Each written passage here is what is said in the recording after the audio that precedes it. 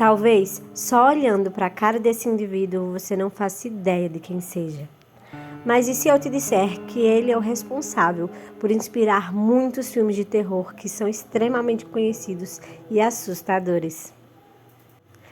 Pois é, seja muito bem-vindo ao canal Book Bruxa. Eu me chamo Camila e nesse vídeo eu vou contar tudo para você sobre Edward Jane.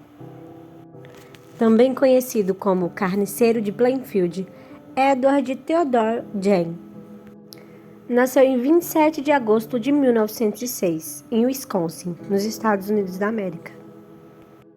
Filho de Augusta Jane, uma mulher fanática religiosa que aterrorizava os filhos falando sobre as imundícies e podridões do mundo, o garoto cresceu com crenças absurdas sobre o que a vida era. Sua mãe sempre falava sobre como repugnava o sexo e como as coisas eram absurdas. Falava muito sobre como as mulheres eram podres e que não deveriam receber valor algum. Ela dizia aos seus filhos que todas as mulheres eram prostitutas. Ela sempre falava que os homens deveriam seguir o caminho de Deus, se abstendo de sexo e fugindo das mulheres, pois todas elas eram podres igual. A família havia se mudado para Plainfield.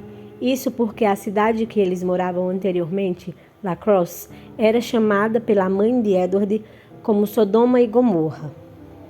Mas mesmo assim, ela também não tinha gostado muito de Plainfield. Ela dizia que, assim como as cidades anteriores, continuava sendo um lugar podre de imundícies e prostituição. E essa foi a visão de mundo que Dona Augusta passou para os seus filhos. Com o passar do tempo e o desgaste emocional, que as crianças foram crescendo longe do mundo e longe da sociedade, o irmão de Edward conseguiu se afastar. Ele aproveitou a primeira oportunidade e saiu de perto da família. O pai de Edward era alcoólatra e sempre que estava bêbado tinha surtos violentos. Quando Edward tinha 34 anos, o seu pai faleceu. Seu irmão, que havia se distanciado, voltou por um tempo. Ele planejava fugir novamente para se casar com uma mulher divorciada que já tinha filhos, algo que sua mãe odiou saber. Mas antes que ele conseguisse fugir, foi encontrado morto em um incêndio. As autoridades acharam aquilo muito absurdo, porque eles disseram que o jovem tinha sofrido um ataque cardíaco enquanto tentava apagar o incêndio, porém encontraram machucados na parte de trás da nuca do jovem, do crânio, e não entenderam de onde aquilo veio. Quem também apontou onde estava o corpo do irmão de Edward foi o próprio Edward. E devido às circunstâncias, até hoje, as autoridades acreditam que ele pode ter sido a primeira vítima de Ed Jane. A partir daí, era apenas Edward e Augusta, mãe e filho.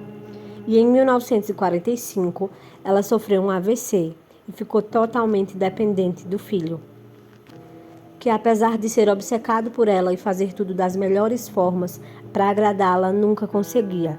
Ela costumava dizer que Edward era frouxo e fazia tudo mal feito. Em alguns momentos, ela dizia que Edward era um fracassado como pai. Porém, em outras situações, ela abraçava o filho, trazia para o seu colo e dizia que ele era o seu bebê, seu homenzinho, que nunca saberia viver sem ela. Por isso, ele sempre pedia muito para Deus que poupasse sua mãe. E quando Edward tinha 39 anos, sua mãe acabou falecendo em decorrência de mais um AVC. Após a morte da sua mãe, ele acabou se isolando mais ainda e vivia sempre sujo, mas as pessoas nem notavam isso por conta dele já ser um garoto considerado esquisito, cheio de excentricidades.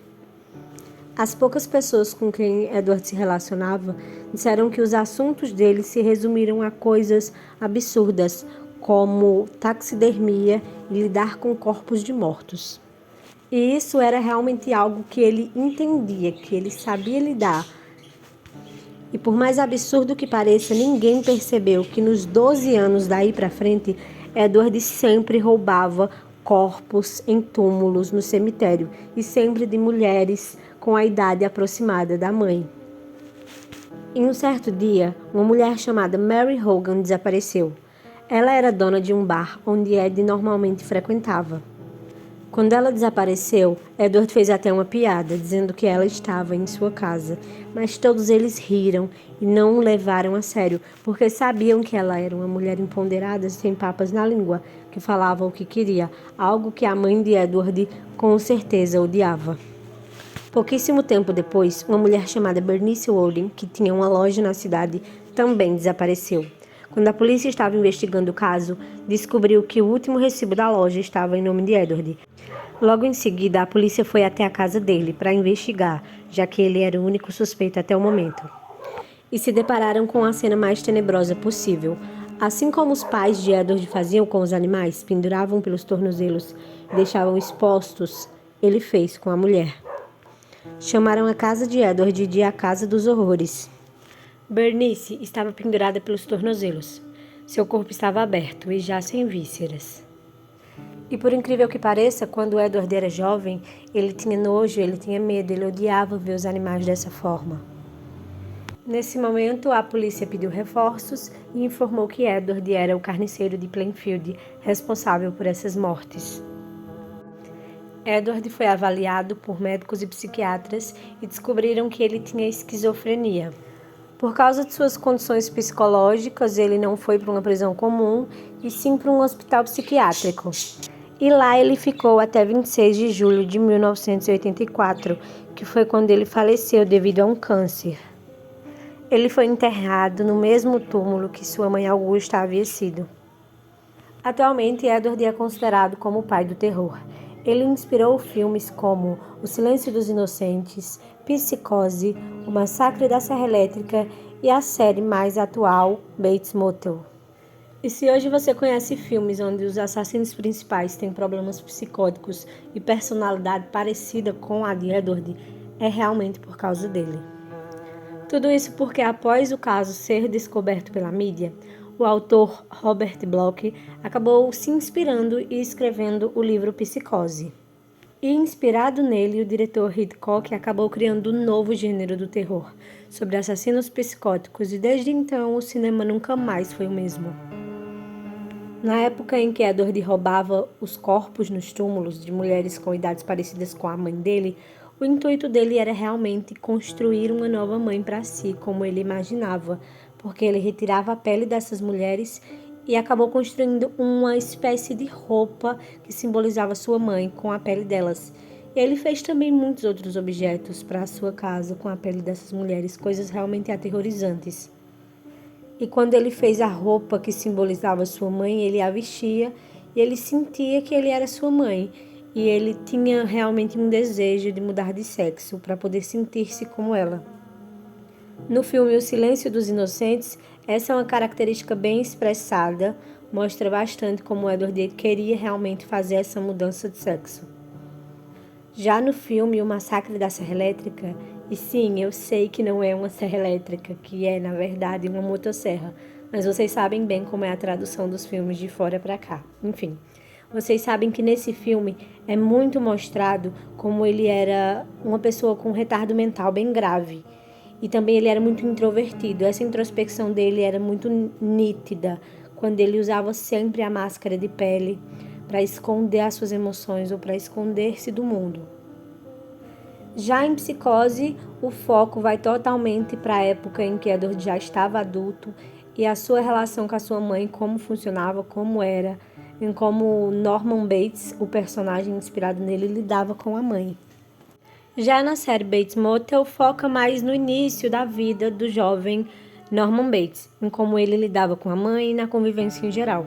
As pessoas costumam dizer que o personagem Norman é inspirado em Edward, e realmente é, e dizem que essa parte do convívio com a mãe é muito focada no convívio de Edward com Dona Augusta, porque esses seriam alguns fatos que não foram tão citados na quadrilogia Psicose. Edward acabou sendo considerado como serial killer porque a polícia considera que um serial killer aquele que comete 2 ou 3 mortes separadas e que durante essas mortes ele tem um espaçamento de tempo que eles chamam de calmaria, que é como se fosse um espaço onde ele se prepara para o próximo crime. A polícia diz que existem 2 tipos de assassinos nessas ocasiões, o organizado e o desorganizado, e Edward foi considerado desorganizado, porque ele cometia o crime por impulso, ele mutilava suas vítimas de forma hedionda e ele não se importava em esconder ou limpar a cena do crime.